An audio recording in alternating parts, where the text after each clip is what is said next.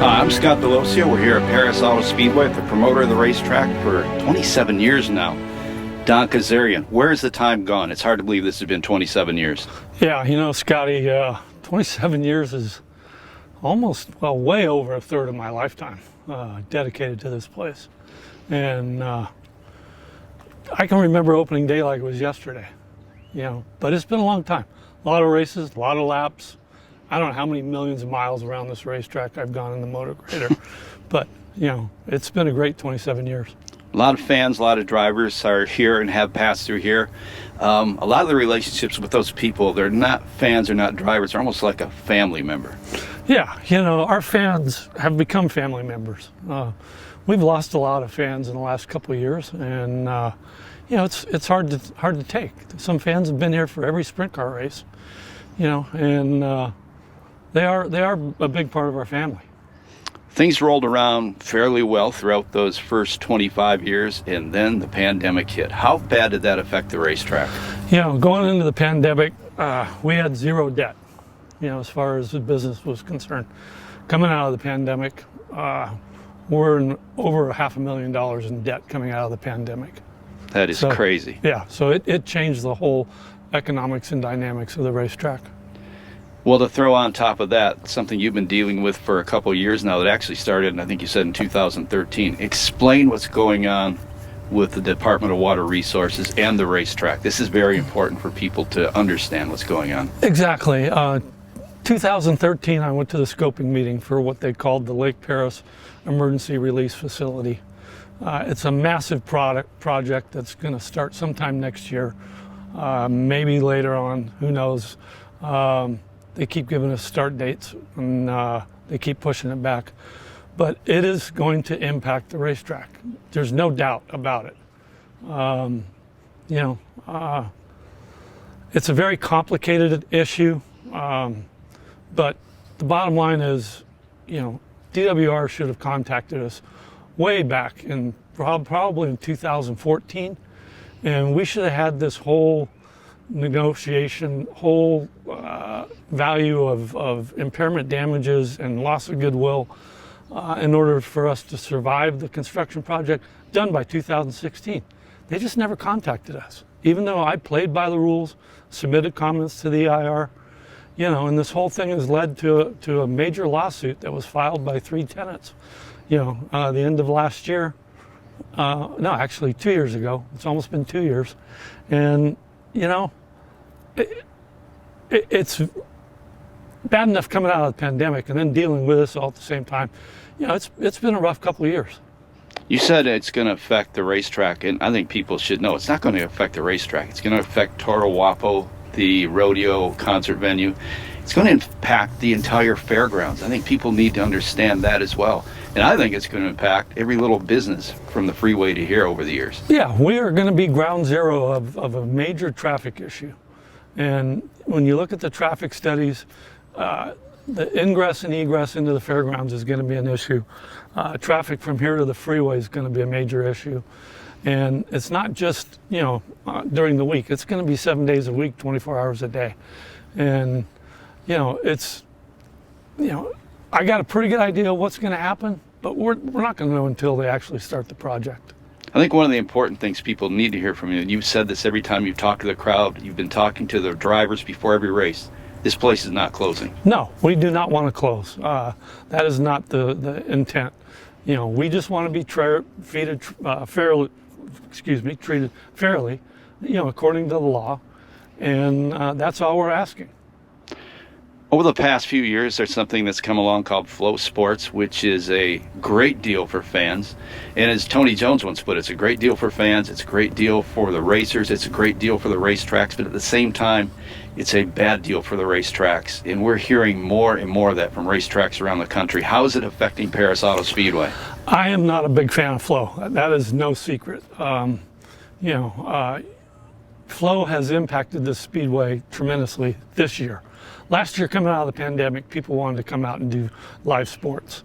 This year, you know, people have shied away from coming to the racetrack. We are down 37% of front gate revenue, which is huge. And that trend has been all year. That's with you know, sprint cars. with sprint cars. And, this last race in September, you put a plea out on social media, come back to the racetrack. We had a lot of people here this last September that hadn't been here in almost 2 years. And, they stopped by and saw Kim in the souvenir booth and said, hey, it's nice to be back at the racetrack. They're staying home. Bottom line, they're staying home. When gas hit $6.40 a gallon in California, people stayed home, period.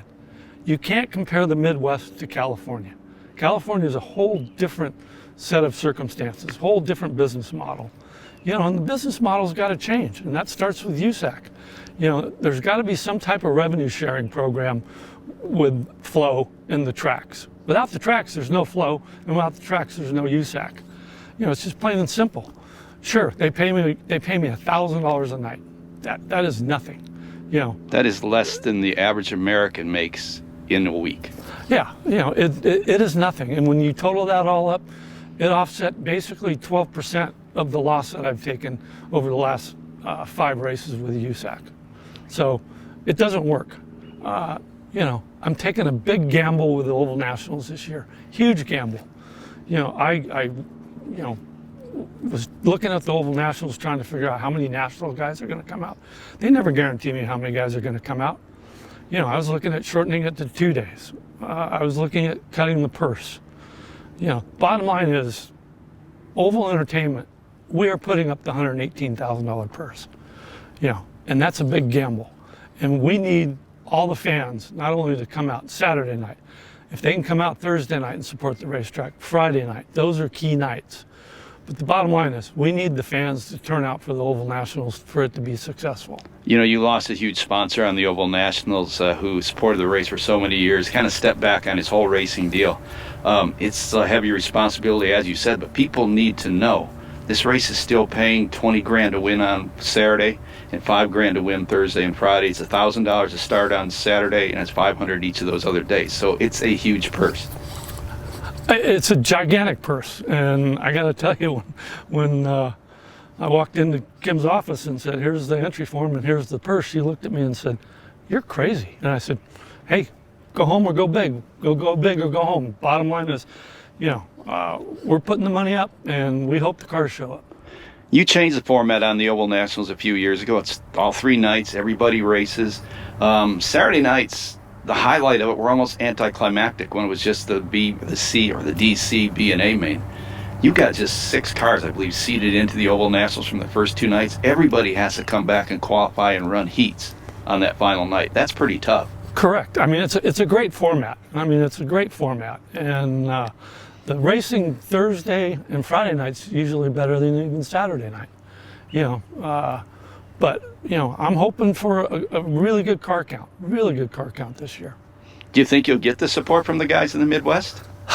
Don't know, Scotty. That's the problem with this deal. The entry forms are out. We'll know in a couple weeks what it's going to look like. And the dates on that, so people can know, so they can plan to be here.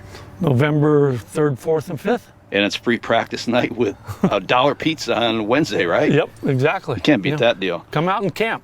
Yeah, you can camp here on the fairgrounds. I'd be starting on Tuesday or Wednesday this year? Wednesday. Yeah, you come out, you camp on the fairgrounds, right outside on the grassy area, again outside turn number 4. And a lot of people do that, not only for the Oval Nationals, but you got people come out here every race. It's like a family deal. They all camp together. Yeah, there's a great area out there, and it's a great way to spend the week. Let's talk, we need fans to come out. What's it going to take to get fans to come back out here? That's $1 million question, Scotty. I mean, I hear from fans that are concerned because they see the crowds dwindling for the sprint car races. They tell me, you got to advertise, you got to do this, you got to do that. There's only so many things we can do. Social media is the best way to advertise right now. Traditional advertising, I can't afford it. But the fans know we're here. This market is not like advertising Kokomo, Indiana when it comes to advertising. This is LA market, which is the 2nd biggest market in the country. They want huge dollars for even a 30-second radio or TV spot. Yeah, and where do you put it nowadays? A digital billboard's thousands of dollars a week. Social media is the way to do it. That's what we can afford. Let's go back to getting fans out here. We kind of got off track a little bit on that. We're seeing with the Flow deal, I mean, your tickets, you're probably 33 tickets would get you what they're paying you for, what Flow's paying you for approximately. We're thinking there's over 200 to 300 people staying home a week. And I can tell, but I sit up there at the races and I get texts from people wanting me to say their name for their shout out, which I don't do those, but my phone rings endlessly, beeps with people doing that. So we know there's locals from right here in Moreno Valley, which is 15 miles away, or 5 miles away, excuse me. You know, I've asked USAC to produce a report from Flow. I know they know how many subscribers are in our market. They know exactly how many subscribers are watching that live broadcast. You know, they won't produce it. You know, there's going to be a lot of heated discussions, you know, in the off season. I mean, 3 things have to change. Either we've got to come up with a way to share the revenue. I tell USAC, turn Flow off, or ultimately USAC goes away. I mean, if they're not going to turn it off. So there's going to be a lot of discussions after the Oval Nationals this year. And you've been through that once already, back in 2003 when you transitioned from SCRA to USAC CRA. And it's basically, I think it was you, Keith Hall, along with Jim Naylor, Raleigh Helmling helped a lot, and Glenn Howard. Yes. Do you want to go through all that again? Not really. No, I got enough on my plate right now. Now this has been serious stuff. Let's have some fun with you, okay? We'll give you 5 questions. What's your favorite food? Steak and potatoes. Are you a good cook on top of that? Can you make steak and potatoes? Yeah. Really? Yeah. I've seen you barbecue out here. You are pretty darn good. Favorite vacation place? It used to be Lake Tahoe. Now it's probably Hawaii. I thought you were going to say Lake Perris. Favorite TV show? Favorite TV show? Favorite TV show. I'm guessing it's not something you like watching Perris Auto Speedway from Flow. Oh no. Favorite TV show? Anything to do with golf. How's that? That sounds good. This one probably I can maybe figure it out. Fondest racing memory. Fondest, God. Mike Spencer winning the Oval Nationals. That was something you said, and that was one I was thinking, but it reminds me of what happened that night in the press box. When he came out of turn 4, you stood up and clapped, and the officials in the next booth were clapping for Mike Spencer. Yeah. That was pretty amazing. Your best friends, tell us about your 2 dogs. Ralphie and Megan, they come out here every morning and run around the infield, do their business, and then they spend the day in the office almost every day, every race day. They are my buddies. But my best buddy is my wife. I got to thank her for everything she's done in the last 27 years. Put up with. Yeah, I mean, she has been with me side by side, you know, in the trenches, and we've laughed together, we've cried together. It's been a pretty incredible relationship to be able to work with your wife for 27 years. I got to thank the fans. I mean, without them, we've got nothing here. You know, and our sponsors, our race teams, you know, this is quite the little speedway. And when we put our mind to it, we can do things. And we're going to win this fight with DWR. I know we are. The fans are behind us. They got to keep calling. And we're not going to stop till we win the fight. And I think that about wraps it up. That summarized everything fairly well. I agree, Scotty. And we'll see everybody out here for the Oval Nationals, which is going to be a great event. And if you haven't been to a Night of Destruction, you've got to come see the craziest show on dirt. And if you want to see the second craziest show on dirt that sometimes resembles Night of Destruction, come out to a Pass Car IMCA show. Absolutely. Thank you, Scotty. You're welcome. Thank you.